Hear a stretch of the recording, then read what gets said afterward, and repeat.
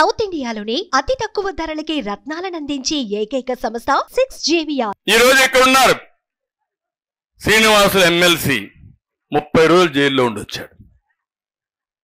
బాధ ఇదా? ఎప్పుడన్నా ఇది చేశాడు, అరాచకాలు చేశాడు ఆయన? ఎక్కడన్నా మద్యం అన్నాడా? లేకపోతే ఎక్కడన్నా భూ కుంభకోణాలు చేశాడా? ఎక్కడన్నా గ్రెనైట్ దొంగిలించిపోయాడా? నేను వస్తే నా మీటింగ్కి వచ్చాడని అక్కడ మీటింగ్ లో నా దగ్గరికి వచ్చి ఇచ్చేస్తామంటే మీరు ఎందుకు మా లీడర్ని దాడి చేస్తాను అడిగితే, మీరు అభిమానించే నాయకుడుగా నేను వచ్చి మీ సమస్యలు కనుక్కోవాలని వస్తే నా మీద దాడి చేసి అన్నా క్యాంటీన్ పెట్టనీయకుండా చేసి దాన్ని కూడా ఎక్కడికక్కడ చెడగొట్టి కడాన వెళ్ళి నేను పోతాను ఇక్కడి నుంచి 30 రోజులు జైల్లో పెడితే మొట్టమొదటిసారిగా నా జీవితంలో వాళ్ళు చూడడానికి జైల్లో పోయా. ఆ తర్వాత నాకేమైందో మీరే చూశారు. అవునా కాదా? మీకు బాధ లేదని అడుగుతున్నా. మీ ఇంట్లో బిడ్డ జరిగితే మీరు బాధపడరని అడుగుతున్నా. తప్పు చేయని తప్పుకు శిక్షేస్తే ఆ రోజు నేను చూశాను 70-80 కంట్రీస్ లో నా కోసం అందరూ కూడా సహకరించారు. చాలా వరకు బాధపడ్డారు, ప్రపంచమంతా బాధపడ్డారు. కానీ ఆ బాధ నాకుంది. కానీ నేను బతికేది మీకోసం, ఈ రాష్ట్రం కోసం, ఈ ప్రజల కోసం. మళ్ళా గాడి దప్పిన పరిపాలన ఘాట్లో పెట్టాలి. నేను కూడా పారిపోతే ఈ రాష్ట్రంలో ఎవరు కూడా నిలబడలేరు. అవునా కాదా? ప్రధాన ప్రతిపక్షంగా ఉండే నేను, 40 సంవత్సరాల అనుభవం నేను, 40 సంవత్సరాలుగా ఎన్ని అవరోధాలు వచ్చినా నిలదొక్కుని మళ్ళా మీకు సేవలు అందించాను. నేను కూడా భయపడితే మళ్ళీ మీకు చాలా సమస్యలు వస్తాయనే ఉద్దేశంతోనే నేను ఈరోజు మనసు చంపుకొని దృఢమైన సంకల్పంతో ముందుకు పోతున్నా. తప్పకుండా మళ్ళా క్షేత్రస్థాయిలో గెలిచి మిమ్మల్ని అందరినీ మెప్పించి ఏకపక్షంగా ఎన్నికలు జరిపించి ఇలాంటి దుర్మార్గుల్ని ఎక్కడ పెట్టాలో పెట్టి మళ్ళీ రాష్ట్రాన్ని కాపాడుకుందాం. అందుకే నేను పిలిపించా.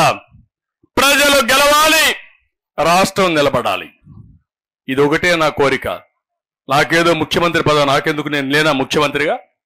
ఏమమ్మా మీకు తెలుసు కదా, మనకు ఆ నియోజకవర్గానికి ఎప్పుడు వచ్చినా ముఖ్యమంత్రిగానే వచ్చాను కదా, 14 ఏళ్ళు వచ్చాను కదా, మిగిలిన సమయం అంతా అపోజిషన్ లీడర్గానే వచ్చాను కదా.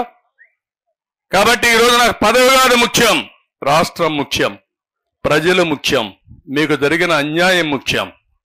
ప్రపంచం అంతా దూసుకెళ్తా ఉంది, మనం మాత్రం వెనక్కి రివర్స్ లో పోతున్నాం. అది నా ఆవేదన. ఇంకొక పక్క దోపిడీ జరుగుతా ఉంది. నేను ఆ విషయాలని మళ్ళీ మాట్లాడతా. నేను మిమ్మల్ని అందరినీ కోరుతున్నా, సబ్జెక్ట్ నేర్చుకోండి. మీరు ప్రతిరోజు ఒక 10 నిమిషాలు ఎక్కడున్నా మీరు శ్రద్ధ పెడితే మగవాళ్ళ కంటే ఓపికగా చెప్పే శక్తి, మగవాళ్ళ దగ్గర ఇన్న వాళ్ళను కూడా వినిపించే శక్తి మా ఆడబిడ్డలకు ఉంది. ఆ విషయంలో నాకు ఏమాత్రం అనుమానం లేదు. నేను చాలా ఎన్నికల్లో చూశాను, ఆడబిడ్డలు మనసు పెట్టినప్పుడు కూడా గెలుపు తెలుగుదేశం పార్టీదే, గెలుపు న్యాయందే, గెలుపు ధర్మానిదే. ఆ ధర్మాన్ని కాపాడమని, న్యాయం కోసం ముందుకు రమ్మని, అది మన నియోజకవర్గంలో ప్రారంభమైంది. ఇది ఒక ఉద్యమం. ఈ ఉద్యమాన్ని లాజికల్ గా తీసుకెళ్లి మీరు పనిచేయండి. ఇంకొక విషయం కూడా చెప్తున్నా, నేనేదో ఎన్నికల కోసం మిమ్మల్ని అడిగేసి వెళ్ళిపోవడం రాలా. ఈ రోజు నేను మిమ్మల్ని చెప్పేది, ప్రతి ఒక్కరిని ఒక షీట్కు ఒకరిని పెట్టుకున్నాం మనం. అంటే 60 ఓట్లకు ఒక వ్యక్తిని పెట్టుకున్నాం. అందులో 20 కుటుంబాలు ఉంటారు. ఆ 20 కుటుంబాలకు ఒక ప్రతినిధిని పెడితే అందులో మా ఆడబిడ్డలే ఎక్కువ ఉండాలి. మీరే ఉంటే మీరు బాగుపడమే కాకుండా ఆ 20 కుటుంబాలని బాగు చేసే బాధ్యత మీకే అప్పచెప్తా. ఏం చేయాలని నేర్పిస్తా. మీ ద్వారా వాళ్ళ జీవితాల్లో కూడా వెలుగు తీసుకొచ్చేదానికి శ్రీకారం చుడతామని మరొక్కసారి మీ అందరికీ హామీ ఇస్తున్నా. దానికి నాంది రేపు ఎన్నికలు. సుమన్ టీవీలో మీ పర్సనల్ అండ్ బిజినెస్ ప్రమోషన్స్ కోసం కింది నెంబర్కి కాంటాక్ట్ చేయండి.